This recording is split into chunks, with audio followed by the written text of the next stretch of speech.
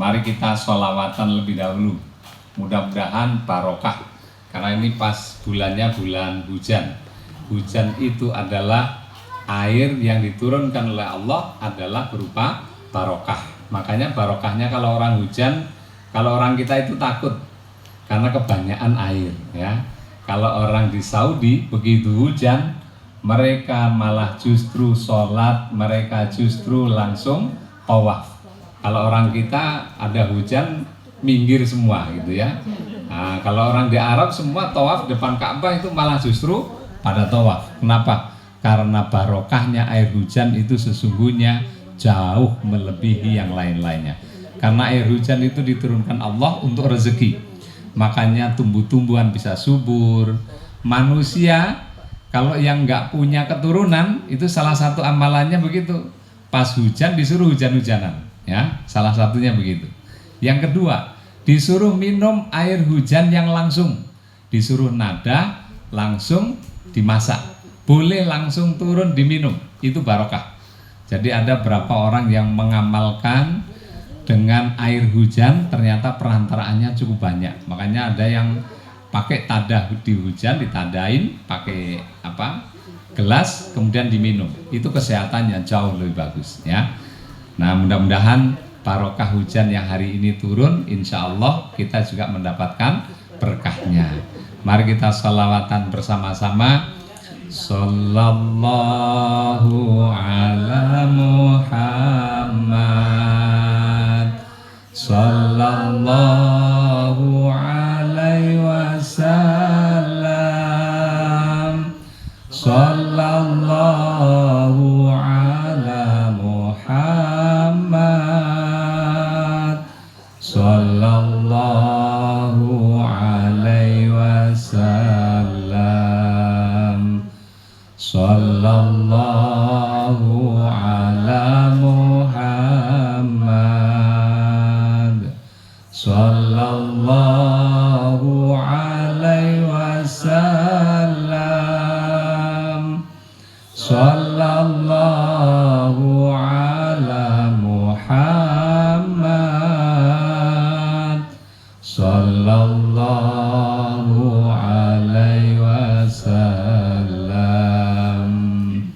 sallallahu ala Muhammad, sallallahu alaihi wasallam, sallallahu ala Muhammad, sallallahu alaihi wasallam. Amin amin ya rabbal alamin. Mudah-mudahan Pak Bu, kalau kita membaca satu sholawat, Allah itu membacakan sholawat satu buat kita juga. Malaikat juga bersolawat, solawatnya untuk kita itu berupa doa juga. Jadi Allah, monggo ya, enggak apa-apa, baru mulai ya. Alhamdulillah, akhirnya ketemu ya jalannya ya. Oke. Nah, kalau kita sholawatan, insya Allah kita mendapatkan keberkahan. Insya Allah itu menjadi salah satu yang menjadikan nanti perantaraan kita mendapat wasilah dari Rasulullah Shallallahu Alaihi Wasallam. Salah satu yang menjadi kebanggaan Rasulullah di hadapan para sahabat. Pernah suatu saat Rasulullah bertanya sama para sahabatnya, "Wahai sahabatku, siapakah orang yang paling utama di antara kalian?" Katanya, kami ya Rasulullah. Kami ini yang dekat engkau gitu. Enggak. Ternyata yang paling utama adalah orang yang satu yang tidak pernah ketemu denganku tapi beriman kepadaku. Itulah yang paling hebat. Kenapa? Karena nggak pernah ketemu sama Rasulullah tapi mengimani Rasulullah. Dan siapa itu? Umatku di kemudian hari sampai yaumil kiamah. Mudah-mudahan kita ini termasuk yang dibanggakan Rasulullah. Allahumma amin. Nanti Pak Bu, kita kalau ketemu Rasulullah insya Allah kita jadi nyaman ya. cuman geret-geretan gitu ya. Geret-geretan itu gimana? Yang sering ngaji itu nanti digeret sama kiainya. Saya juga gitu. Kenapa saya itu harus ngikut ngaji? Biar apa? Nanti kiai saya juga, saya belum ketemu yai, tolong tarik. Nah, nanti tarik-tarikan tuh. Maka kalau kita sering ngaji seperti ini, kita itu saling bisa narik. Maka suatu saat ketika nanti di yaumil kiamah, terakhir Rasulullah itu merasakan sedih, kemudian menyampaikan sama Allah, ya Allah, saya pengen menengok umatku yang ada di neraka, mau memberikan syafaat. Kemudian Rasulullah diberikan kesempatan hanya melihat siapa di antara umatnya yang masih ada benih secuil yang namanya iman pada Allah dan iman pada Rasulullah. Maka syafaatnya Rasulullah ini akan diberikan kepada umatnya ketika umatnya sering-sering sholawatan. Mudah-mudahan sholawatan walaupun tadi 3 kali insya Allah berkah. Allahumma amin ya. Bapak Ibu yang dirahmati Allah, sore hari ini kita kajiannya bab melanjutkan yang bulan lalu. Kalau bulan lalu masih ingat apa enggak? Nah, bulan lalu itu bab kematian. Jadi sebetulnya kita itu hidup itu begini, ada 3 pertanyaannya. Apa sih kita itu diciptakan dari apa dulu? Ya. Yang kedua, setelah jadi di dunia, kita itu disuruh ngapain? Terus yang ketiga, setelah mati apa sih yang mau kita lakukan? Nah, bulan lalu kita balik, kita membahas mengenai kalau pas kita sudah meninggal, apa sih yang kita kerjakan, sudah nggak ada lagi itu. Ya, itu bulan lalu. Sekarang saya tarik lagi ke depan. Ke depan tuh ngapain? Kita hidup di dunia. Maka kasih judul temanya itu tujuan berkehidupan di dunia. Nah, Pak Bu, pertanyaannya sekarang coba Bapak Ibu renungkan sama-sama. Handphone itu diciptakan tujuannya untuk apa, Pak Bu? Biar apa? Untuk komunikasi. Biar kita yang jauh jadi dekat. Bener ya? Nah, handphone ketika diciptakan biar kita yang berjarak bisa teleponan, bisa komunikasi. Ketika diciptakan tujuannya seperti itu, pasti juga ada syarat dan ketentuan. Cara menggunakannya biar handphone itu tidak cepat rusak, bagaimana cara penggunaannya biar berfungsi sesuai tujuan, maka ada namanya guidance. Guidance-nya berupa manual book gitu ya. Manual book itu buku panduan. Cuman kalau sekarang Bapak Ibu beli HP itu nggak pernah baca buku panduan. Kenapa? Wis do pinter kabeh gitu ya. Nah, yang kedua, karena sudah sering make. Yang dulu sudah pernah saya tahu, udah ngerti. Makanya manual booknya itu nggak pernah dibaca lagi ya. Nah, sekarang kalau ada HP begitu dibeli kok rusak, ada 2 kemungkinan. Kemungkinan pertama, cara menggunakannya tidak sesuai manual book ya. Atau cara yang menyebabkan kedua, manual booknya salah memberikan guidance. Nah, cuman 2 aja ketentuannya. Makanya kalau ada, sekarang kita refleksi kepada manusia. Manusia diciptakan oleh Allah itu juga ada tujuannya. Tujuannya biar hidup lebih baik, lebih enak. Tadinya hidup kita itu pertama di surga, kemudian karena kesalahan Nabi Adam alaihissalam, nenek moyang kita, kemudian turunlah kita itu di dunia. Di dunia ini tempatnya ngapain? Tempat untuk diuji kembali. Nanti tujuan akhirnya biar balik lagi ke surga gitu. Nah, sekarang kalau balik ke surga itu guidance-nya apa? Guidance-nya adalah Al-Quran yang diberikan oleh Allah. Tuntunan Al-Quran turunannya adalah hadis Nabi, sunnah Rasulullah, dicontohkan para Nabi dan Rasul. Kalau kita Nabi yang paling dekat sama kita ya Nabi Muhammad Sallallahu Alaihi Wasallam. Itu namanya guidance. Nah, persoalannya sekarang Kenapa kok banyak manusia salah jalan? Berarti ada dua kemungkinan. Kemungkinan pertama karena salah buat guidance-nya, gitu ya. Tapi Al-Quran masa salah? Oh, kalau nggak salah Al-Qurannya, berarti yang salah HP-nya tadi. Cara menggunakannya nggak mau ngikuti guidance, gitu ya. Harusnya HP-nya dicas, nggak dicas. Harusnya jangan celupin air. Nah, itu berarti nggak ngikuti guidance. Sama juga dengan manusia. Manusia kalau sampai salah jalan itu cuman dua kemungkinan. Kemungkinan pertama guidance-nya salah, atau kemungkinan kedua dia nggak mau ngikuti guidance. Guidance-nya apa? Al-Quran.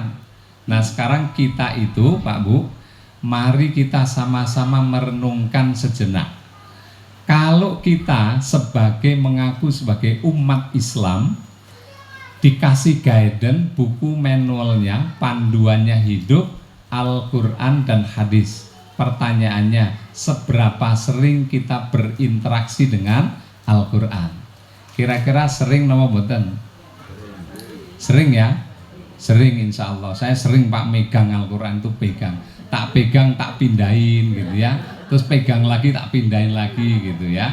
Ya itu sudah interaksi, minimal interaksinya begitu gitu ya. Itu alhamdulillah. Tapi makanya kenapa sih kok kajiannya dirubah gitu ya. Kajian kita itu, saya itu kadang mikirnya gini, ya Allah, saya ngajak semua ini pada ngaji bareng gitu ya. Saya sama istri itu kadang kalau kita debat itu bahas majelis taklim ya.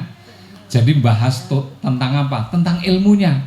Kalau saya habis ngisi begini Bu, Pak, itu malam tuh saya dikritiknya kenceng ya.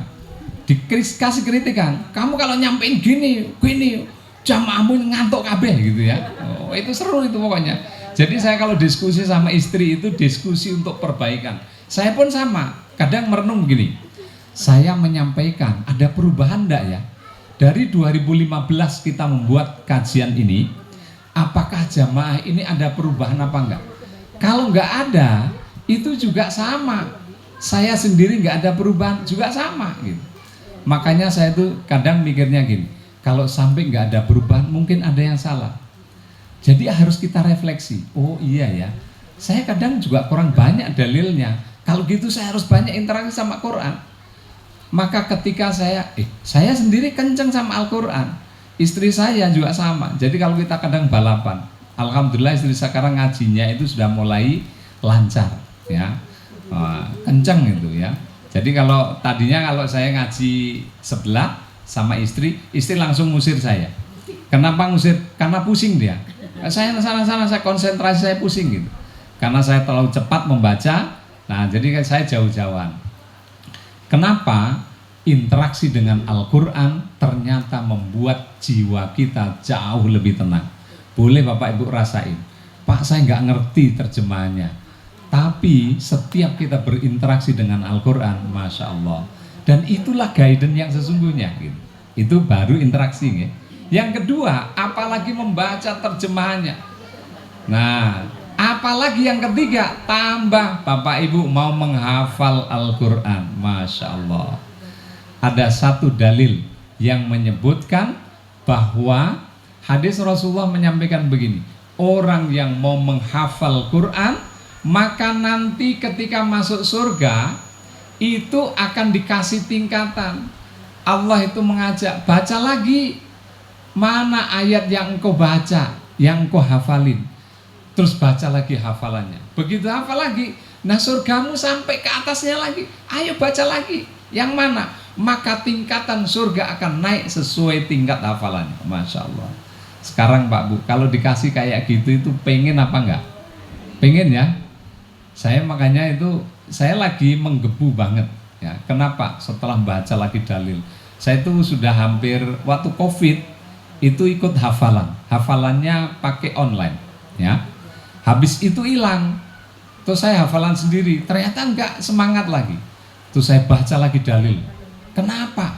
Setelah kita merenung soal kematian gitu ya. Saya kalau udah membaca soal kematian itu sebetulnya deket apa enggak Pak Bu?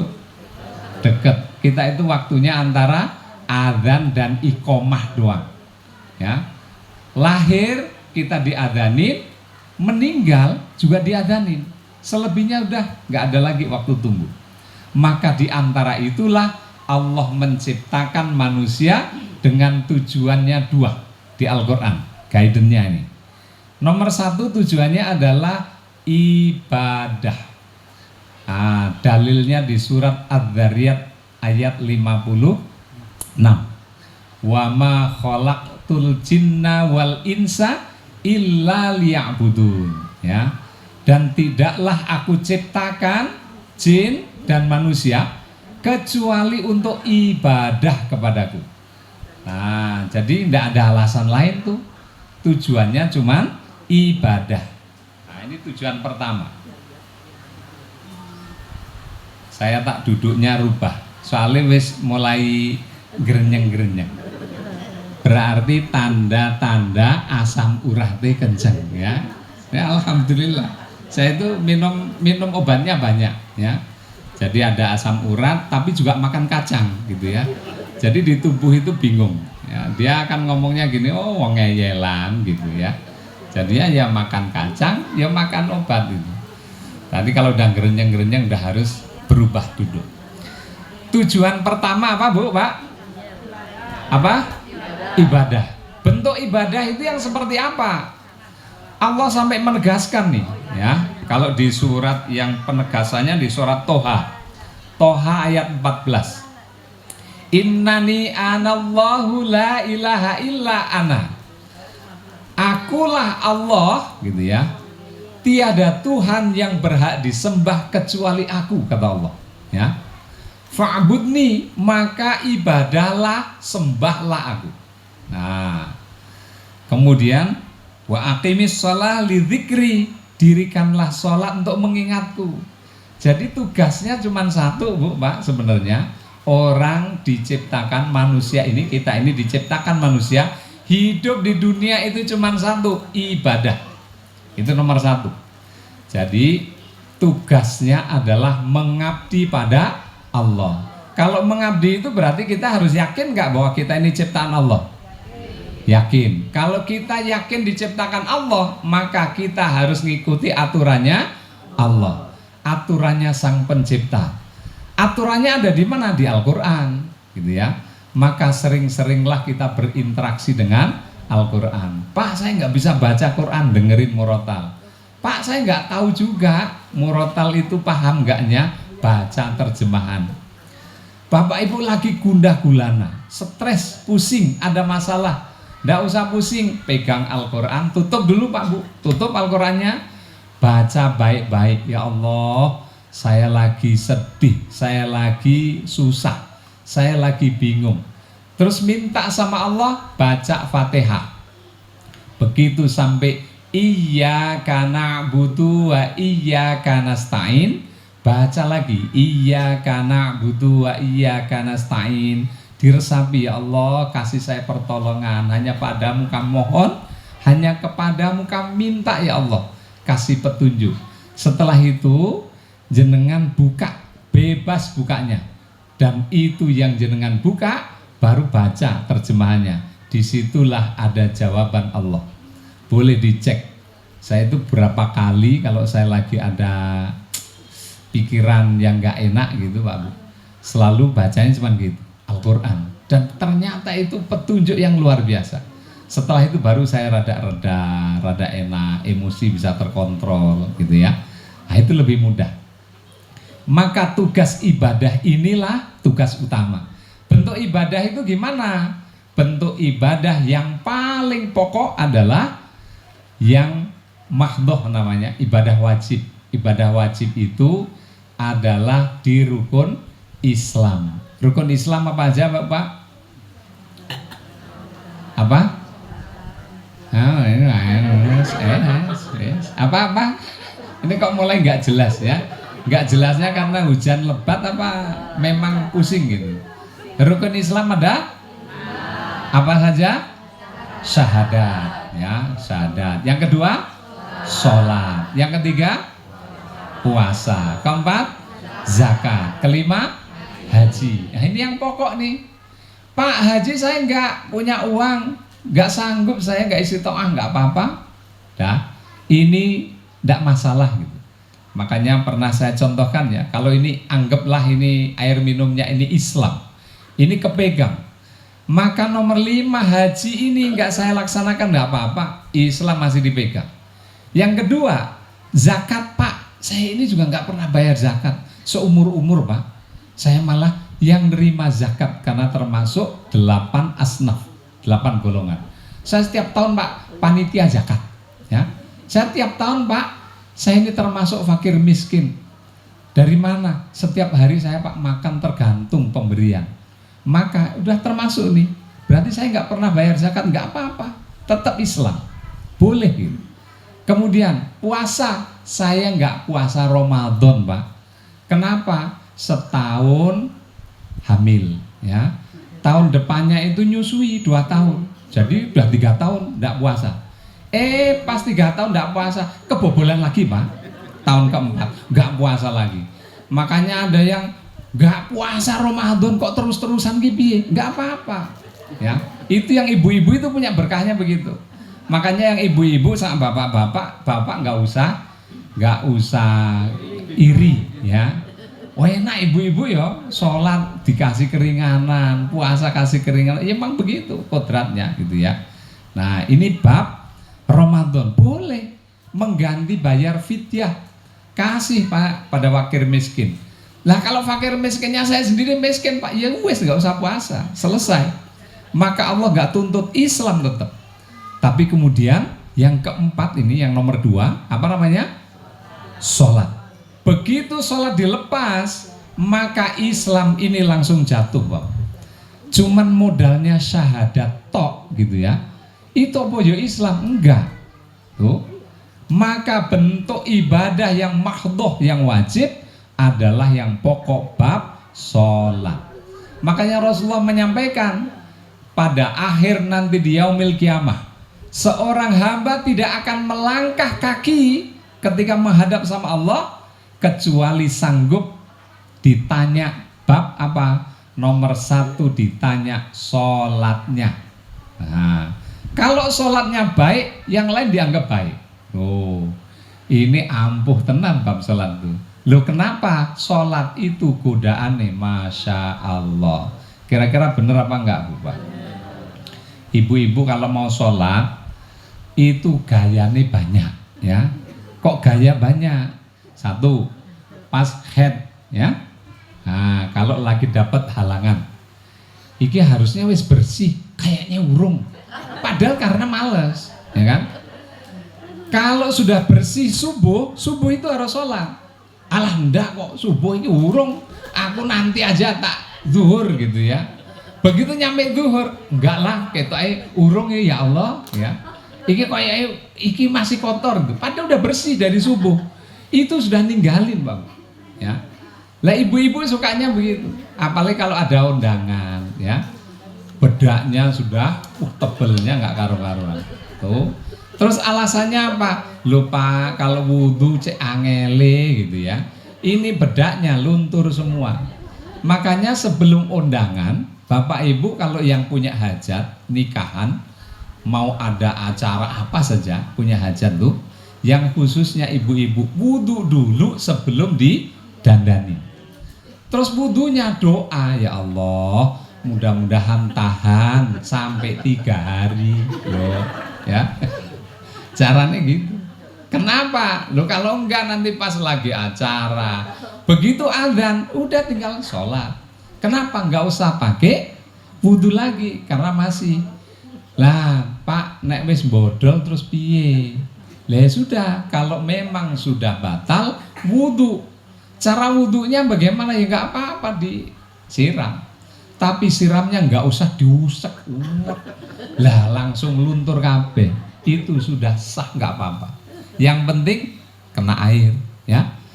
Dan yang ketiga, kalau ada orang, apalagi kalau lagi bepergian, nah, yang suka juga meninggalkan soal bab sholat bepergian nih, iki ketok sholat di jamak gitu. Wong nyampe sini cuma nyampe sanur di jamak gitu, ya. Jadi hukumnya jamak itu CNHE gitu ya.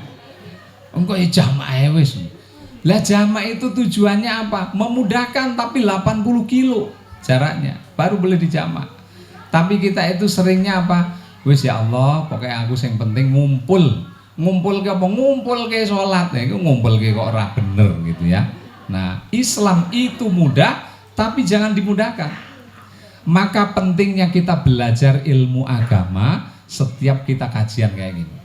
Contoh lagi, di Islam itu gampang. Sekarang saya tanya, kalau air kencing kita buka, kemudian kita kencing, batal apa enggak wudhunya? Batal nggih?